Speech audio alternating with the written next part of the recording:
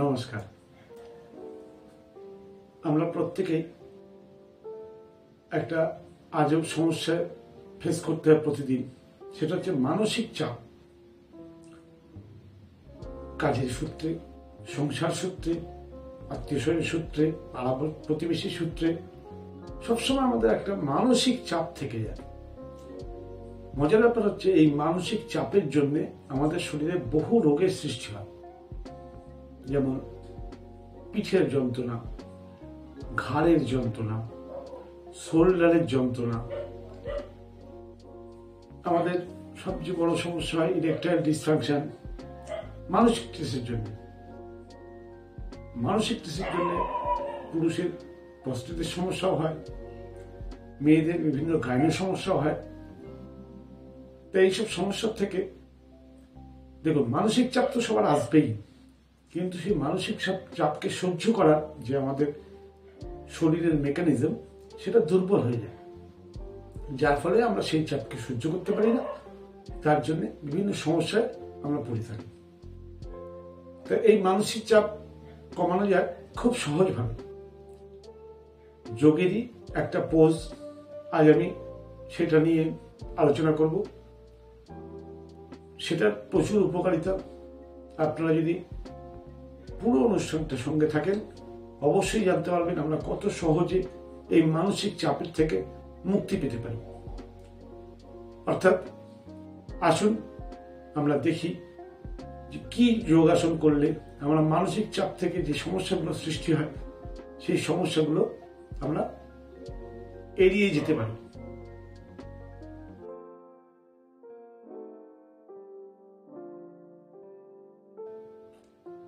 হিন্দোল আসন, এর আরেকটা নাম শিশু পালাসন, ইংরেজিতে বলা হয় ক্যাডেল পোজ। আপনি যেভাবে নেবেন, হিন্দোল আসন বা শিশু পালাসন, একটা বাচ্চা শিশুকে আমরা যেভাবে পালন করি, আসনটা সেটা। এই আসনটা সবাই করতে পারে, খুব সহজ। এর জন্য খুব একটা বেশি অভ্যাস করার দরকার নেই যে এটা আমি পারবো না বা এ পারবে না, ও পারবে না।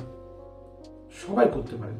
শুধু তারাই করবেন না যাদের টেল বোনে কোনো সমস্যা আছে বা স্পাইনাল ইনজুরি আছে, তারা কিন্তু এই আসনটা করবেন না। তাদের অবশ্যই করতে গেলে বিশেষজ্ঞের পরামর্শ নেবেন। এছাড়া প্রত্যেকেই আসনটা করতে পারেন। এই আসনটা দুটি পদ্ধতি, আমি দুটি আপনাদের দেখাবো। আপনারা ভালো করে দেখুন। এই আসন থেকে আপনারা বহু সমস্যা থেকে মুক্তি পেতে পারেন। হিন্দোল আসন।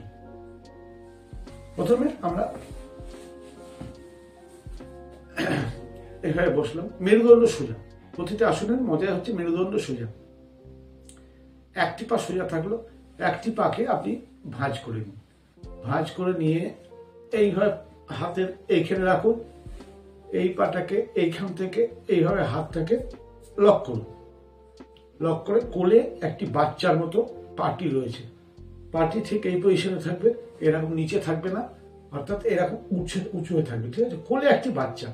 এবার বাচ্চাটাকে ঘুম পাড়ানো, যেমন দোলানো, এটা হচ্ছে হিন্দোল আসন। অবশ্যই কিন্তু মেরুদণ্ড সোজা রেখে, মেরুদণ্ড সোজা রেখে নয়, যতটা পারবেন ততটা আপনি বাচ্চাটিকে দোলাবেন, অর্থাৎ এই পাটিকে দোলাবেন। এভাবে আপনি অন্তত পক্ষে 30 সেকেন্ড এইভাবে দোলাতে থাকুন। Miracle benefit. ডাইজেশন ইমপ্রুভ করবে, লাংয়ের ইমপ্রুভ করে, পিঠের ব্যথার ইমপ্রুভমেন্ট হয়, ঘাড়ের সমস্যার ইমপ্রুভমেন্ট হয়, এবং যাদের লাংয়ের যে অ্যাজমা, হাঁপানি, এই ধরনের যে সমস্যা, তার জন্য এটা খুব ভালো আসন।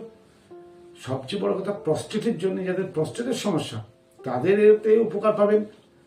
বিভিন্ন মা বোনদের যে গাইনো সমস্যা, তাতেও এতে উপকার পাবেন। 30 সেকেন্ড হয়ে যাওয়ার পর এবার হাতটিকে ছেড়ে দিন, পাটিকে করে দিন। অপোজিট পাকে ঠিক সেম পজিশনে এইখানে এই কোণের নিচে আটকে দিন, হাতটাকে পিছন দিয়ে নিয়ে লক। ঠিক একই জিনিস চাই। খুব সহজ, সবাই করতে পারেন। শুধু যাদের টেলবোন এবং মেরুদণ্ডের সমস্যা আছে তারা করবেন না। আর যাদের কোনো সমস্যা নেই বা ছোটখাটো ব্যথা হয়েছে, সেই ব্যথাগুলো যদি মানসিক টেনশনের কারণে বা মানসিক চাপের কারণে হয়ে থাকে, এতে মিরাকেল কাজ। মানসিক চাপকে কমানোর জন্য এই আসনটি মিরাকেল কাজ। শুধু আমরা দুলতে হবে, বাচ্চা কোলে নিয়ে যেমন আমরা দুলি বাচ্চাকে ঘুম পাড়ানোর মতো, ঠিক বাচ্চা ঘুম পাড়ানোর মতো হিন্দোল আসন বা শিশুপাল আসন, শিশুপাল আসন অর্থাৎ শিশুকে পালন করা বা লালন পালন করার মতো আসন। ঠিক আছে, এটা একটা পোজ। এর আর একটা পোজ আছে মত অনুযায়ী, কেউ কেউ এটাকে বলা হয় শিশুপাল আসন, কেউ কেউ অন্যভাবেও করে থাকে। আমি দুটোই দেখাচ্ছি, দুটোর কাজ একই। দুটোর দ্বিতীয় আসনটা পাটাকে আপনার এখানে রাখুন, এবার এই পাটাকে এইভাবে নিন,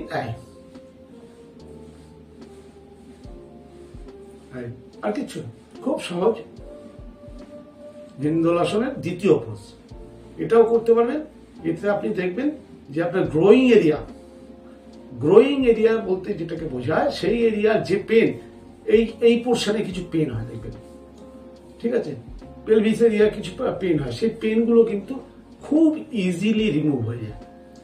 ঠিক আছে, অতএব করে দেখুন, করে দেখবেন, ক্ষতি কিচ্ছু নেই। অতএব করে দেখুন, উপকার বুঝতে পারবেন। এটা একটা পোজ। ঠিক দ্বিতীয়টা হচ্ছে এই পাটাকে এখানে রেখে, অতি সহজ, সবাই করতে পারেন, করুন।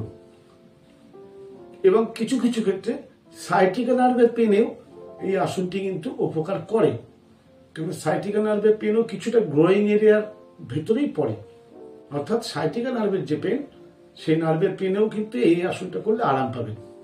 করে দেখুন, প্রচন্ড আরামদায়ক, প্রচন্ড আরামদায়ক। তবে হ্যাঁ, শর্ত কিন্তু মেরুদণ্ড সোজা রাখি, মেরুদণ্ড বেঁকিয়ে নয়। ঠিক আছে, এই হলো হিন্দোল আসন। অর্থাৎ আমরা এইটুকু সহজ আসন করে যদি আমরা সুস্থ থাকতে পারি, আসুন না চেষ্টা করি একটুখানি প্রতিদিন অভ্যাস করে আমরা সুস্থ থাকার। আজকের আসনটি কেমন লাগলো অবশ্যই কমেন্ট বক্সে জানাবেন। যারা এখনো এই চ্যানেলটিকে সাবস্ক্রাইব করেননি, অবশ্যই সাবস্ক্রাইব করে দিন, বেশি বেশি করে লাইক ও শেয়ার করুন। আগামীকাল আবার একটা নতুন বিষয় নিয়ে আসবো। ততক্ষণের জন্য নমস্কার।